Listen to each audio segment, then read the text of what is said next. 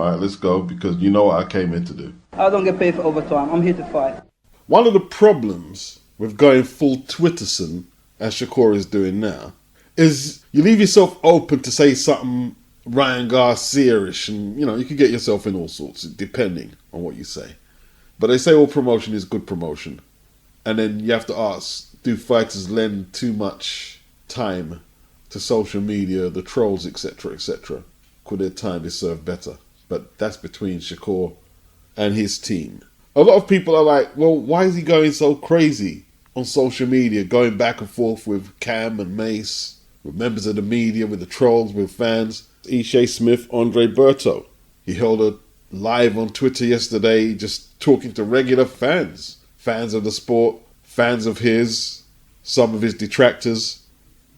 Well, you could argue it's strategic, isn't it? That's all everybody's talking about right now, Shakur. At least he's took some of the spotlight away from Ryan.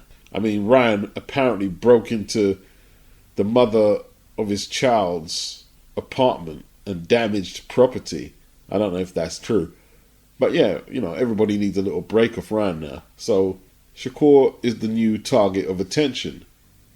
And it's just a modern day way of promoting. If you can get a promoter like Eddie Hearn, that's a good promoter. But if you can do some of the work yourself, that's also good. So if he's using it strategically, then what can you say? Boxers will do anything to stay relevant. Shakur, he's cocky, but he's more grounded and more disciplined than Ryan Garcia, so I think he can handle the self-promotion better than Ryan. Well, I hope he can. Nothing to lose, just me against the world, baby. Right now, it's Shakur Stevenson against the world. He has no one in his corner. No voice, no megaphone, no platform. Everybody knew that he was leaving Top Rank.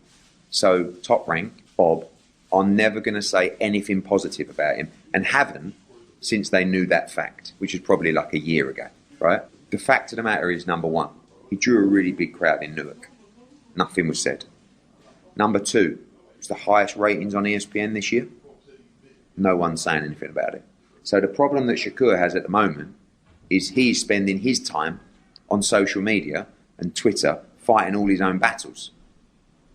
Our job is to give him the megaphone, the platform, and when he's sleeping, we're working.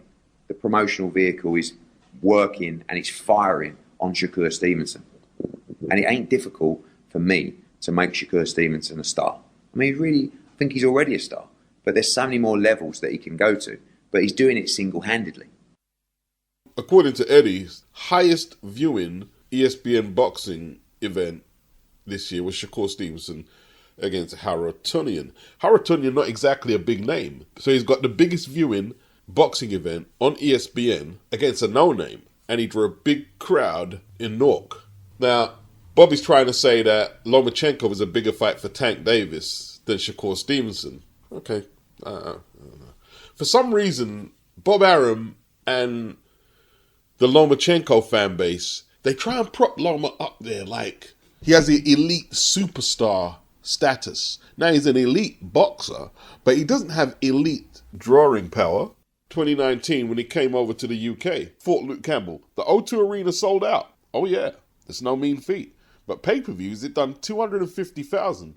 And as it says here on a forum page from Boxing Scene, Dillian White was doubling that. And AJ was doubling what Dillian was doing. Lomachenko's promoter equates him to a Muhammad Ali. And the fan base say nothing against Bob, no matter what Bob says. No matter what rubbish Bob says. They agree with everything, literally. In saying that, in America, Lomachenko versus Tank will be a huge fight. It will be a huge fight. But so would Shakur versus Lomachenko and Shakur versus Tank. They'll all be big fights. That's what I'm trying to say here. They would all be big fights. Like, as I posted on Twitter here, for someone considered the most boring and uninteresting fighter in the game, Top Rank wanted to re-sign him, $3 million a fight, $15 million deal. They want to re-sign him. Why do they want to re-sign him? Well, he doesn't want to re-sign him to pay him $3 million maximum for the likes of Harutunian or DeSantis. No. He wants to hold Shakur there to fight the winner out of Tank and Lomachenko. But the way Shakur sees it is you prioritize Loma to get the Tank fight over him, and Shakur's not going to stand for it. Eddie Hearn's interested. A lot of people are saying that Eddie said he's not going to pay Shakur the same what Bob paid him. Do you think Eddie's going to share his plans with Bob Arum? The first thing Bob did after he had the discussion with Eddie was run on social media and tell everybody, Eddie's not going to pay Shakur what I'm paying him, trying to screw the deal up. What Eddie shared with Bob should have stayed confidential between them. But Bob wanted to shade Eddie and say, look, Shakur, he's not interested. You got to stay here. He's a boy. And if you support them kind of antics, what does that say about you? Remember when he was bigging up Daniel Kinahan? Daniel Kinahan, he made this fight with Mick Collins for us in Ireland. He did this, he did that. And here he is calling him honourable. The next thing, when the feds got involved, oh, he's a con man. He's a dirty fucker. I should never have did business with him. Now, fair enough, you're going to cooperate with the authorities. Fair enough, you do that. But to come out in public and say what you said, after you said this man was honourable, he's a scumbag. Bob Arum and Shakur suggesting that Bob is protecting Vasyl Lomachenko from him. He said guys like Shakur don't realise other fighters have a say in things. So basically Lomachenko was ducking him then. He paints a picture everybody is a puppet but him. Like I can make any fight I want. Listening to pals and strangers on the internet doesn't serve Shakur because those folk have their own agenda and are not versed in the realities of big-time prize fighting. He has some good people around him, but the street people who talk to him don't understand. So some people were guessing that he was shading Jay Prince when he said the street people around him. And, okay, I take Bob's point, but I also have the understanding that most fighters will not turn down a fight that the promoter suggests they should take. They just won't. The management might have a say and say, no, we don't want to take that fight. But the fighters themselves normally don't want to disappoint the promoter, who they know has worked hard to put them in a certain position and get them certain privileges and certain fights. They don't want to disappoint the promoter that they're not in it together, that they're not on code. Ultimately, the buck stops with Bob. You know, like his cheerleading crowd behind him, they can say what they want. The buck stops there. You're the promoter. You're supposed to be this Hall of Fame promoter. You've got to make it happen for your fighters. And you're not getting the likes of Terence Crawford, the fights he wanted, or Shakur Stevenson. Now, Bob's job title is why the buck stops with him, but it's not totally his doing. Lomachenko's fan base, the Lomachenko-friendly media, they said nothing when he avoided the call-out to get a shot at Shakur's 135-pound title. And they said nothing when he avoided the Shakur fight to fight Kambosos for a title rather than Shakur. They didn't say anything. Kambosos went into the fight with 2 losses to Devin Haney, a shady verdict over Maxie Hughes. Now, I'm not going to argue. Lomachenko is a more exciting fighter than Shakur Stevenson. But he's not a bigger draw in America, and they both have straps. So they should both have a need to fight each other. Kambosos is not one of the best in the division. You shouldn't have been fighting him, and you deliberately cherry-picked the easier fight, whether Bob influenced him or not. Oscar De La Hoya apparently told Shakur, if you want to fight William Zepeda, then you're going to have to sign with Golden Boy. Why would Shakur sign with Golden Boy to get a Zepeda fight? Zepeda is ranked number 1, and surely his mandatory must be due anytime soon. He wouldn't have to sign with anybody to get that fight necessarily. Zepeda's not a big draw or a big name in the sport that you would sign to a promotional outlet to get to him and give up your free agent status. Makes you think about what I'm saying. Not too long ago, William Zepeda had no interest in fighting Shakur. But all of a sudden, now Oscar wants Shakur to sign with Golden Boy. Zepeda's interested in the fight. Anyone who tells you the promoters don't have major influence on who the boxers fight, they're fucking lying. Or they don't know what they're talking about. I picked Lomachenko to beat Tank, but it's a 50-50 pick'em. Because if Tank cashes him clean with anything, he knocks him out. And what are they going to say? Is Tank going to get the full credit from the Lomachenko-friendly media or the Lomachenko fan base who Bob Arum? No, they can say Lomachenko was old. That you avoided a fresher, younger Lomachenko and you cherry pick this older version. So we'll see how much credit Tank gets if he beats a 36-year-old version of Lomachenko. But then again, if Tank was to beat Shakur, the Tank haters would say Shakur was untested, can't punch, this, that, and it's not that good a win. So, can't please everybody. But what would be better on Tank's resume at this time? A Shakur Stevenson nearer to his age bracket, although Shakur seems to have hand issues, which could become a factor, actually. But nevertheless, Shakur's got less miles on the clock. His size and speed gives Tank more issues with the technical aspects of boxing, in my opinion. Lomachenko has slowed down a little. He has slowed down. His whiny fan base want to make out that the Devin Haney fight was the worst robbery ever recorded in boxing history. And it's one of the closest fights, if you're unbiased to score, you could choose to look at. They cried that he was injured against Teofimo Lopez. They cried about the verdict against Salido. Just a bunch of whinge bags. Boxing. Beats and rhymes. Boxing. Beats and rhymes. The deterioration of the middleweight division continues, and it's sad to see. I mean, the middleweight division has been one of the best weight classes through the history of boxing.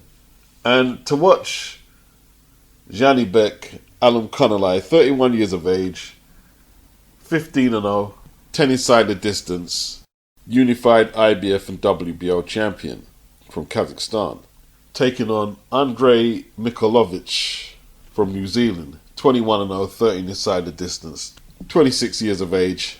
Never heard of him before. It doesn't mean he can't fight. He might be a surprise package. Doesn't mean he can't fight. But it's the advertisement and the promotion of this fight. I didn't know this fight was on until probably yesterday. They've had a press conference and all that, and the weigh-in will be today. I haven't heard nobody talk about it. I haven't heard nobody preview it. None of the channels I'm subbed to have previewed it. Why isn't Janibek at Riyadh season doing something better? Why is Hamza Shiraz in better fights than Janibek? And he's not a champion. Well, he's Commonwealth champion. He's taking on Tyler Denny on the 21st of September on the AJ Dubois undercard. You know, Tyler Denny and Shiraz are in more interesting fights than Janibek. And you have to ask, what's happened? What has happened to the 160-pound division and to Top Rank's coverage of the sport? You know, the guy Janibek fought in that unification, who had the IBF title, the Italian, would struggle to crack the top 10 in Britain. It's that bad. What are Top Rank and the PBC playing at? The PBC have got Carlos Adames and Erislandy Lara twiddling their thumbs with their straps over there. It's never been worse in the middleweight division than it has in the last 4 or 5 years. It's never been worse. Bring back Triple G. I used to moan about some of the competition he faced. Bring back Triple G. Boxing. Beats and rhymes. Boxing. Beats and rhymes. I'm gonna see you Saturday. I want you to be the same tough nigga Saturday. Bro, I'm the tough nigga anywhere I go, bro. That's cat. Why you wasn't really tough when you fought? Why you wasn't tough when you fought Conor Ben? Conor Ben had a good chin because I hit him with some shit. We gonna see how your chin is. You wasn't even throwing punches. You think throwing a lot of punches, this is the pros, baby. You can throw as much punches as you want. I'm going to sit your ass down with one shot. You wasn't throwing no punches. You ass. Copy. You was a punching bag. Your face looked like a punching bag. You was a moving punching bag. How's you going to explain to your kids that a nigga that's 21 whooped your ass like this? Bro, all right, we going to see Saturday, how you going to explain this to your kids? We going to see Saturday, little boy. I can explain it to him. I'm a son you my son. Because after I'm you done talking with about you, yourself, you're not going to be doing too much talking. You're not going to be able to talk, bro. You my son. Bro, I'm going to see you Saturday. Your lips is mad ashy, and your teeth is fucked up. After you get a bag from Eddie, go get your teeth fixed. Okay. I mean, this is going to go horribly wrong for someone on Saturday night. Main event at the press conference. Jaron Boots Ennis, IBF 147-pound champion, and David Avanesian are not big talkers, so they were very reserved and didn't have much to say. There was no smack talk at all. But the other welterweight contest between Jalil Hackett, just signed to Matchroom, 21 years of age, 8-0, 7 inside the distance against Pete Dobson, who last time out took Conor Ben the distance, 16-1, the loss coming to Conor Ben, 9 inside the distance, 34 years of age. They went off. They went off. And when they faced off, Jalil grabbed Pete Dobson round the throat. Pete landed a slap, and they were broken apart. So I'm guessing at the weigh-in later today, the security will be on alert for that.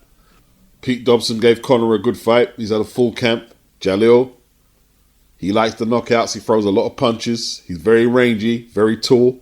I'm assuming this will be a very exciting co-main event if the back and forth they had at the press conference is anything to go by. So they all weighed in there. Hackett and Dobson had a couple of words, but Eddie told them to keep their hands to themselves, and they did that. No problems with AVANESYAN and Boots making the weight. Although, how does Boots make 147? It looked like a middleweight against a welter. He looked huge. 5'10", 74-inch reach. That's a big welter. AVANESYAN 5'8", 68 and a quarter-inch reach. AVANESYAN will literally be fighting a super middleweight in there tomorrow. Eddie talking about the homecoming curse for the likes of Sabrio Matthias, etc. Crawford got rid of AVANESYAN in 6. Brutal knockout. And the critics will be looking for something similar from Boots. Although a win is optimum. Now, I've seen David AVANESYAN box a little. Like when he beat Lejaraja, the puncher from Spain. Undefeated puncher. He boxed him and then started taking it to him and stopped him. And when Bozy and Boots were questioning what David AVANESYAN's strategy would be, they just assumed that AVANESYAN was going to come straight at Boots. But Neil Marsh was saying we may not do that. They may try and box. Is that a good idea? In terms of them trying to win the fight, I don't think they can box Boots with that 74-inch reach. I don't see how they do that. But after being knocked out brutally by Bud, are they going to try and be a little more savvy, a little more cautious, at least at the start of the fight? I'm picking Ennis to stop him within 7. That's my pick.